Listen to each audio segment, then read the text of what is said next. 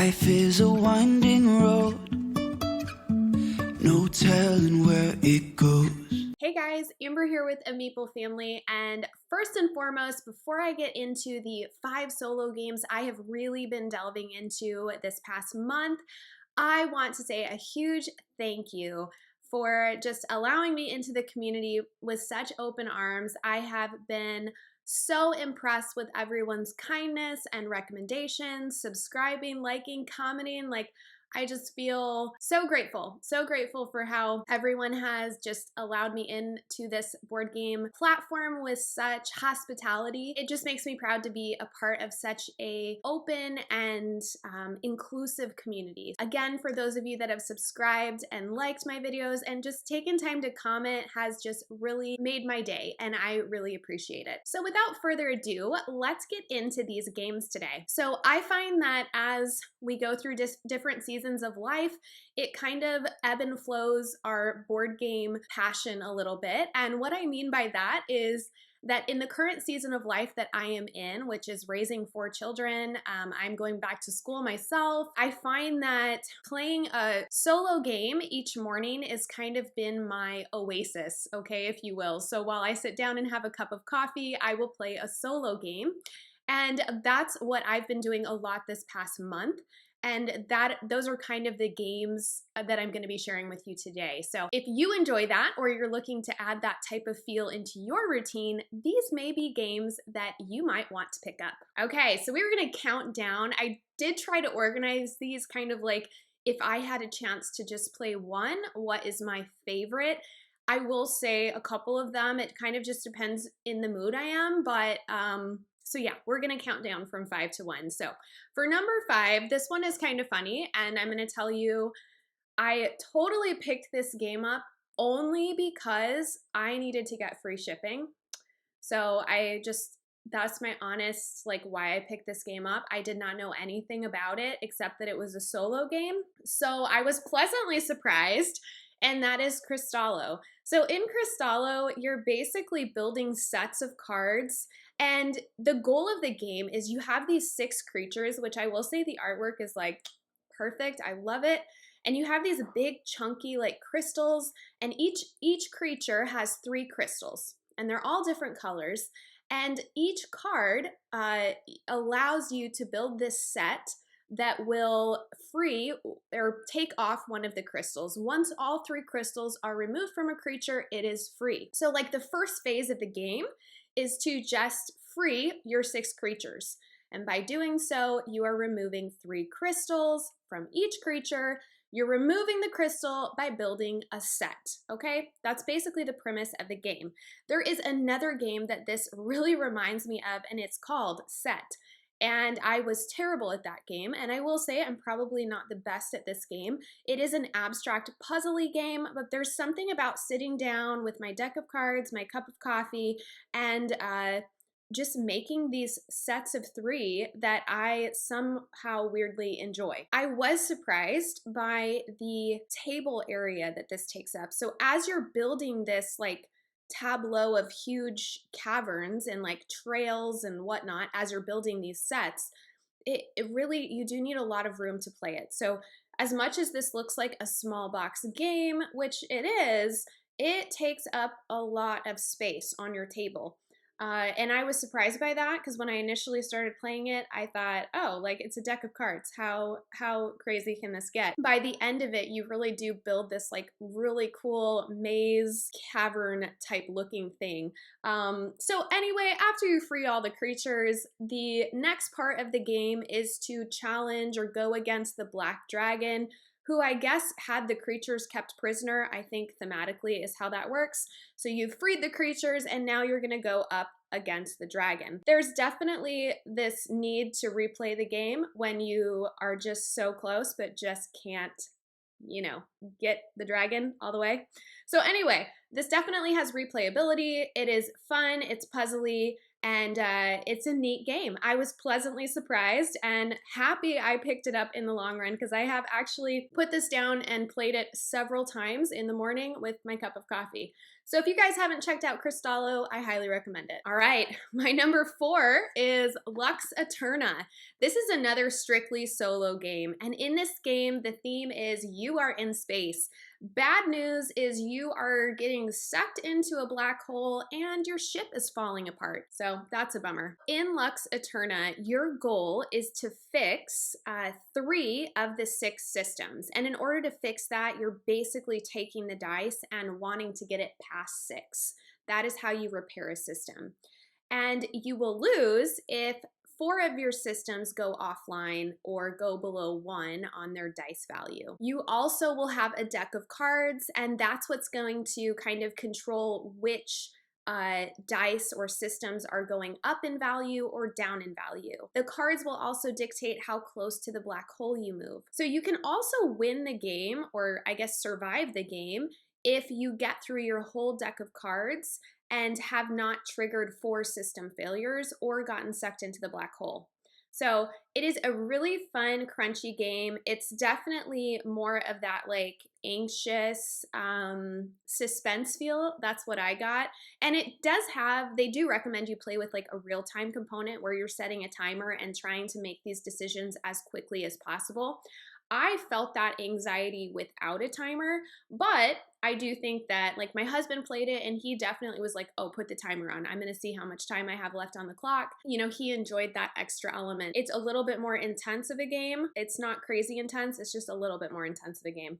But this is still one I love to get out and play. Also, as you're repairing systems, so if you do repair a system, it'll give you like a bonus perk. If your system does go offline, it's going to kind of give you this negative component in the game. So you're kind of trying to juggle what systems are going to benefit you the most if you repair them, and also what systems are going to harm you the least if they go offline. And there are 5 different variants for each system. So there is some replayability in the sense of how those cards can change of your system cards. I really enjoy this game overall. It's very fun. So if you haven't checked it out and you're looking for a solo game, again, super fast play. I'm talking max like 15 minutes. It's just how fast you move through the deck. It could definitely be less than that, but really, really fun play. Highly recommend Lux Eterna. Okay, moving on to number 3. This is such a neat game, and I actually had one of you recommend this game to me. This game came out in 2021 and it is called Enchanted Plumes. In Enchanted Plumes, you are building the tail feathers or plumes of a peacock. So in Enchanted Plumes, you're basically building this like upside down triangle, if you will, of what are going to represent the peacock's tail feathers or plumes. In your building of this, you know, you can make that top row, which is going to kind of dictate how wide or narrow your plume is. You are going to, let's say we do like 5 cards at the top and then 4 cards in our second tier. So first we have to lay all 5 cards. Now the thing about this top row is all those points are going to be negative. So you're kind of wanting to play like 0s or 1s or 2s. And the other thing is, once you start building your second row, you cannot add cards to the row above it. So you're kind of locked in. Your second row also can only be colors that were used in your first row. So you're kind of looking at both the color of the card and you're also looking at the numerical value of the card. You want to put those low numbers in your top row because those are going to be negative, and you're wanting to make sure that your colors in your other rows match. And as you're getting more and more narrow, it's going to become more and more specific what cards you can and cannot play in your feather tableau. You can build as many plumes as you want. You just have to watch out because there is a trigger at the end of the deck. It's a hen card. When that shows up, the game ends. And so if you have started a couple plumes and you only have the first row done, those are going to be negative points. This game is actually, I have really struggled to get a high score. I also want to mention this does play from 2 to 6. It is tiny, so what an incredible game to travel with. Now, the creator of the game put out a solo variant, which you can find on Board Game Geek. It is really incredibly easy to play solo. Basically, for the AI player, you're just kind of flushing that market of cards so that new cards appear, just like you would any other kind of like tile laying game or card laying game, just kind of flushing out that market and putting new cards down for the AI's turn. So it's very easy to manage. I really enjoy games like this, which I think is why a fellow viewer recommended it to me. They were like, oh, based on what you like, I bet you would really enjoy this. And I have really enjoyed it. Although I am not super good at it. Every time I play, I do get a little bit better because I'm more aware of the limited amount of colors and trying to diversify my colors to ensure that I don't, kind of like screw myself over in one of my plumes and run out of the ability to finish it. When you finish a plume, you will get bonus points. So there is incentive to finish these plumes in order to score higher.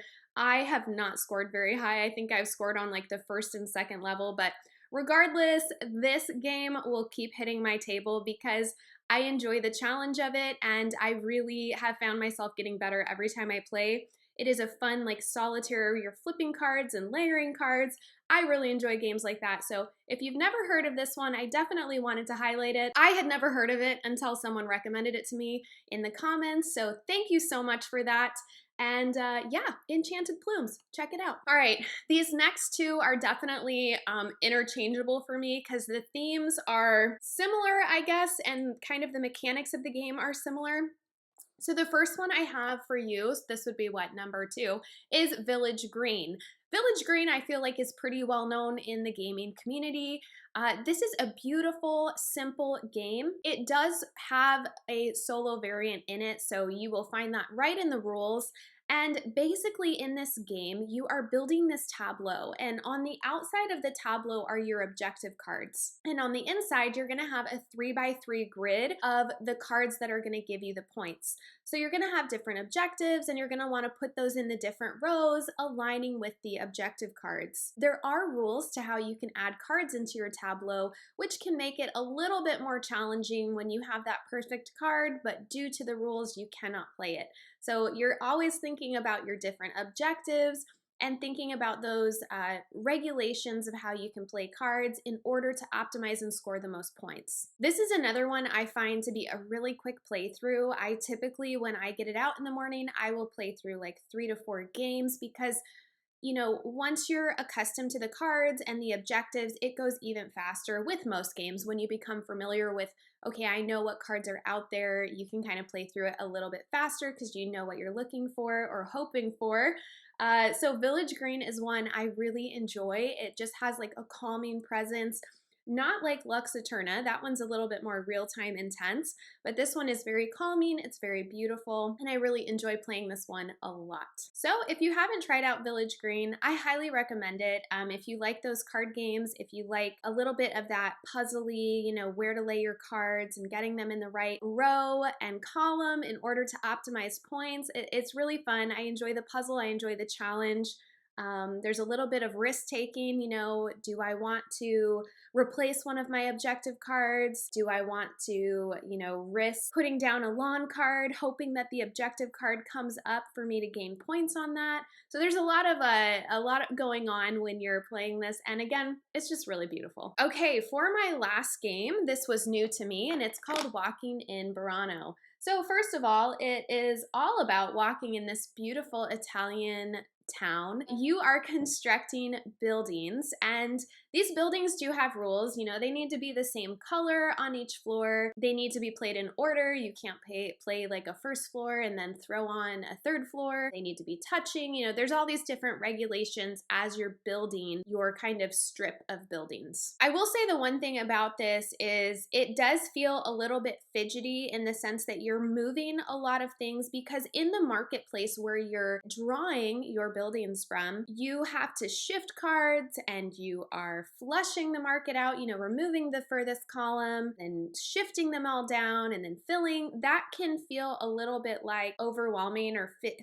fussy, you know, high maintenance maybe of the game. But I will say, if you have a card mat on your table, a player mat or game mat, that really helps. I tried to play this without my game mat and my cards were everywhere. So if you're ever wondering, like, why do people have game mats or you know, table mats for their games to sit on, I would say definitely when you're dealing with card games, it is so much easier to play these games if you have a game mat down, because it kind of grips your cards and makes it a little bit easier when you have like, I guess you'd call it like a high maintenance part of the game where you're flipping and shifting and moving cards a lot. Because, you know, when I didn't have the game mat, they were like spinning upside down and like getting away from the row that I had put them in, and that was more frustrating. So if you have a game mat, you shouldn't run into a lot of problems. Sometimes I just don't feel like the high maintenance element of that game, like the shifting of the cards and the moving and the taking off the rows. Even though I have this as my top number one, like this is one I absolutely love to play.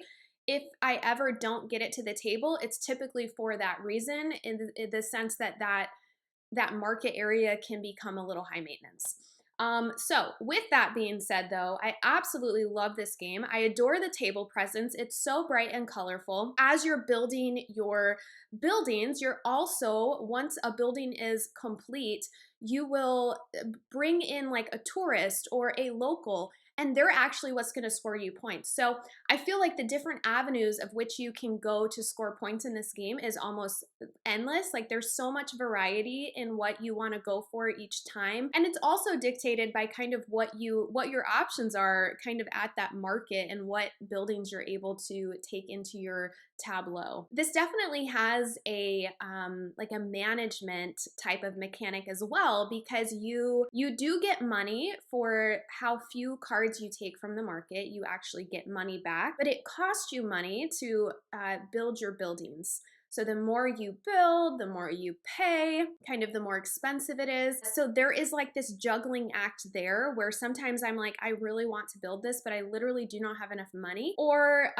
you know, I have to pace my building because I can't afford to build, you know, 2 stories. I can only build 1 story. The other element of this game in the solo version is as you're going through, there is kind of that countdown timer, because you have to discard one of your tourists or one of your locals each round. In doing so, you have less to choose from to acquire points. So that is really nice because the game could potentially go on forever. So I really like that they built that into the solo component as well. So this is a really fun kind of tableau building.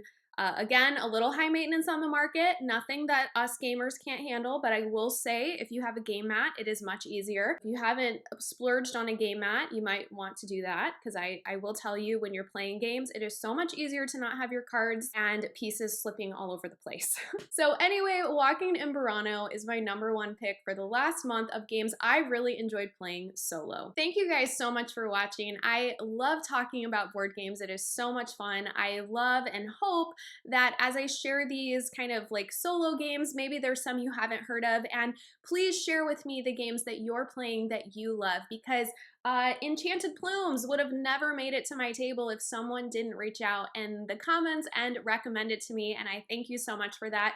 It is so much fun to be that person that recommends a game to someone that you know they're going to enjoy. So please feel free to always recommend games down to me below, and hopefully some of these may be on your table soon you hadn't heard of, or maybe seeing them today in this video will encourage you to get them off your shelf and onto your table more often. If you haven't already, I would love for you to hit that subscribe button, give this video a thumbs up, and please, again, comment down below and let me know what you've been getting to your table. Thank you guys so much for watching, and I'll talk to you soon. Life is a winding road, no telling where it goes.